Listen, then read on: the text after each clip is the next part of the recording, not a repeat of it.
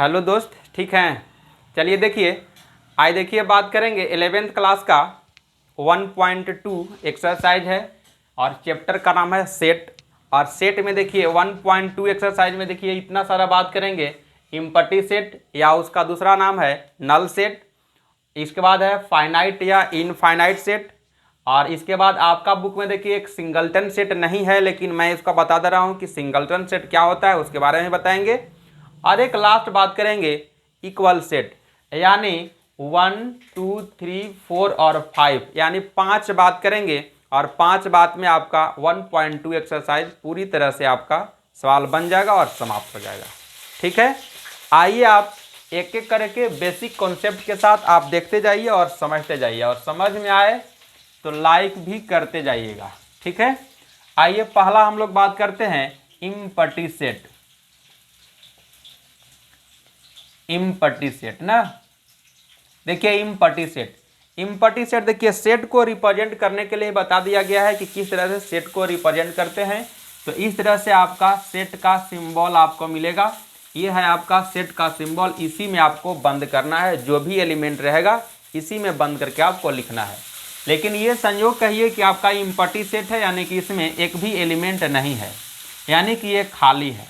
ठीक है, खाली है, या इसी को दूसरा नाम भी बोलते हैं हम लोग नल सेट। क्या बोलते हैं? Null set. ठीक है, तो इसका दूसरा नाम क्या होता है? Null set. कहीं कहीं हो जाता है कि एग्जाम में कहीं भी कभी दे देता है कि नल सेट क्या है, तो आप लोग घबरा जाते हैं, लेकिन वहाँ कोई जल्दीबाजी नहीं करना है, आराम से सोचना है कि नल सेट या इम्पटी सेट एक ही बात होता है। इसमें देखिए एक भी एलिमेंट देखिए नहीं है, यानी कि खाली है, इसी को बोलते हैं हम लोग इम्पटी सेट या नल सेट। इसको रिप्रेजेंट करते हैं फाई से। कहीं भी अगर फाई लिखा हुआ रहेगा तो आप समझ जाइएगा कि ये इम्पटी सेट है। आ रहा है बात समझ में ना? चलिए आइए, एकदम बिल्कुल समझ में आएगा, कहीं कोई दिक्कत नहीं है।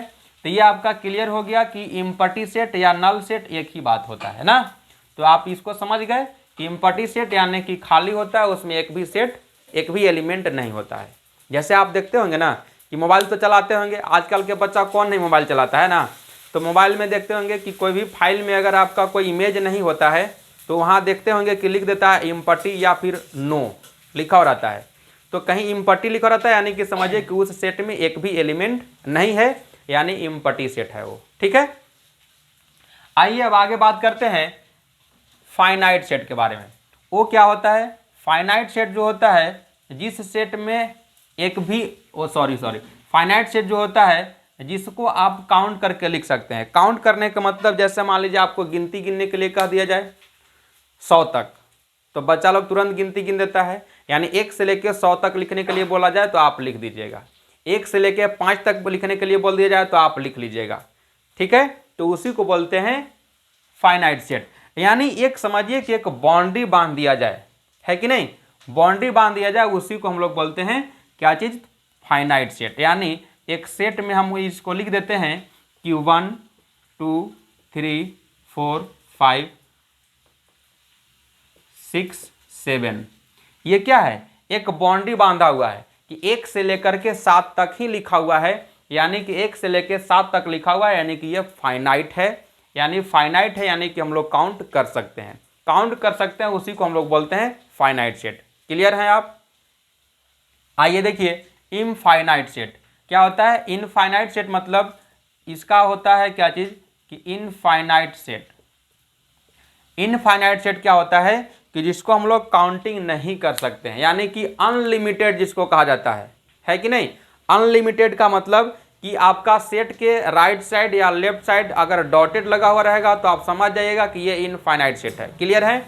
आइए देखिए, अब समझिए ध्यान से।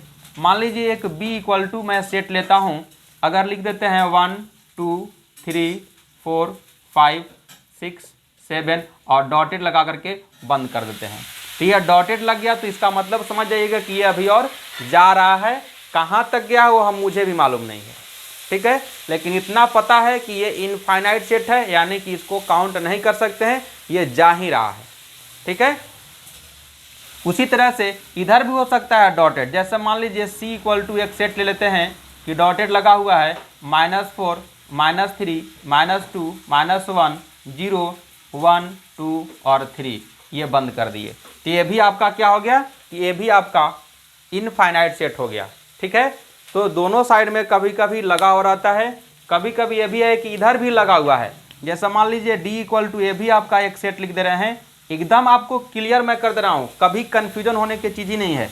मान लीजिए ये -3 -2 -1 0 1 2 3 और 4 और डॉटेड इधर भी लगा हुआ है। तो समझिए कि इधर भी जा रहा है इनफाइनाइट तक, इधर भी जा रहा है इनफाइनाइट तक। राइट साइड में जाता है तो प्लस इनफाइनाइट होता है और लेफ्ट साइड जाता है तो निगेटिव इनफाइनाइट होता है। ठीक है, तो ये समझ जाइए कि ये इसी को हम लोग बोलते हैं क्या चीज़, इनफाइनाइट सेट, मतलब जा ही रहा है। एक हमको कहानी याद आ गया कि जब लक्ष्मण जी के शक्तिबाण जब लगा था ना, तो हनुमान जी जा रहे थे वहाँ सजीवन बूटी लाने। ठीक है, तो रावण सब चीज़ जान रहा था, शॉर्ट में दम कर दे रहे हैं। तो वहाँ क्या था कि जब सजीवन बूटी लेकर के जब आने लगे तो वहाँ राक्षस लोग बहुत उनको परेशान करता था।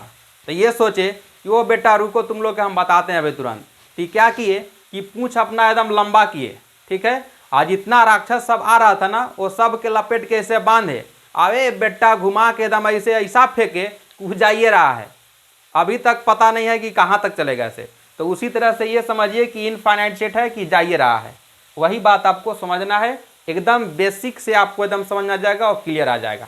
ठीक है, तो ये तो समझ में आ गया आपको क्या चीज़ कि ये हो गया आपका इनफाइनाइट सेट और ये हो गया आपका फाइनाइट सेट। फाइनाइट सेट में क्या होता है, एक बाउंड्री बांधा हुआ रहता है, यानी कि एक लिमिट होता है, वहीं तक लिखते हैं। और इनफाइनाइट सेट में इसमें कोई लिमिटेशन नहीं होता है, डॉटेड लगा हुआ रहता है, जाते रहता है। क्लियर है। अब आइए एक आपका जो बुक में नहीं दिया हुआ है सिंगलटन सेट, वो क्या होता है, आइए यहीं पे लिख देते हैं इसका सिंगलटन सेट। सिंगलटन सेट जो होता है ये मान लीजिए आपका D इक्वल टू मान लीजिए एक सेट है इस तरह से। सिंगलटन सेट का मतलब कि नाम से ही परिचित है, ये सिंगल टन, यानी कि एक ही ये एलिमेंट होगा इसमें, चाहे आप जो एलिमेंट लिख दीजिए वही, मान लीजिए आप 1 लिख दिए तो ये सिंगलटन सेट हो गया। मान लीजिए आप अगर E इक्वल टू अगर एक सेट लिख दीजिए, A लिख दिए, तो ये भी क्या हो गया, सिंगलटन सेट हो गया। यानी कि किसी भी सेट के अंदर में अगर 1 एलिमेंट अगर आपको मिल गया तो वो आपका सिंगलटन सेट कहलाता है। कहीं दे दे अगर कोई लिख करके तो आप उसको बता दीजिएगा कि वो अच्छा ये तो सिंगलटन सेट है। क्लियर है। अब आइए एक लास्ट बच गया है आपका इक्वल सेट। इक्वल सेट में देखिएगा, समझिएगा ध्यान से, और वीडियो समझ में आ रहा है, अच्छा लग रहा है तो लाइक भी कीजिए और शेयर भी कीजिएगा, खुद सीखिए और दूसरों को भी सिखाइए, है ना। आइए देखिए इक्वल सेट के बारे में। इक्वल सेट देखिए क्या है। इक्वल सेट मान लीजिए इक्वल सेट, मान लीजिए 2 सेट दिया हुआ है, A इक्वल टू 1 2 3 और 4 दिया हुआ है, और एक B इक्वल टू दिया हुआ है आपका 3 2 1 और 4। अगर आपसे पूछ दिया जाए कि ये दोनों A और B जो सेट है क्या इक्वल सेट है, तो देख लीजिए कैसे देखते हैं इसमें। तो A का सेट में जो एलिमेंट यहाँ लिखा हुआ है वही एलिमेंट यहाँ भी होना चाहिए। 4 है तो 4 है, 3 है तो 3 है, 2 है तो 2 है, 1 है तो 1 है। यानी कि दोनों सेट में अगर एलिमेंट मिल रहा है और सेम एलिमेंट मिल रहा है तभी आप कह सकते हैं कि A दोनों सेट जो है वो इक्वल सेट है। ठीक है, यानी एक तरीका और है कि ये तो मान लीजिए हम इसको कन्फ्यूजन के लिए अलग अलग करके लिख दिया ना, लेकिन इसको आप अरेंज करके भी लिख सकते हैं। कैसे लिख सकते हैं, तो A इक्वल टू मान लीजिए आपका दिया हुआ है 1 2 3 और 4, और B इक्वल टू दिया हुआ है, इसको अरेंज कर लीजिए यानी सजा लीजिए 1 2 3 और 4। देखिए तो देखने से नहीं लग रहा है कि दोनों सेट इक्वल है। देखिए याद रखिएगा कि 2 सेट तभी इक्वल रहता है जब दोनों सेट क्या होता है कि A सबसेट B और B सबसेट A होता है, तभी ये दोनों सेट जो होता है वो आपस में इक्वल टू होता है। याद रखिएगा हमेशा। कहने का मतलब क्या है कि A सेट का जितना भी एलिमेंट है वो एलिमेंट B में प्रेजेंट होना चाहिए। अगर प्रेजेंट होगा तभी हम कहेंगे कि A इक्वल टू B है। B इक्वल टू A तब कहेंगे जब B का एलिमेंट A में प्रेजेंट हो, तब कहेंगे कि B इक्वल टू A भी है। यानी ये एक दूसरे का क्या है, इक्वल सेट है। अगर ये प्रेजेंट नहीं रहता तो ये इक्वल सेट नहीं होता।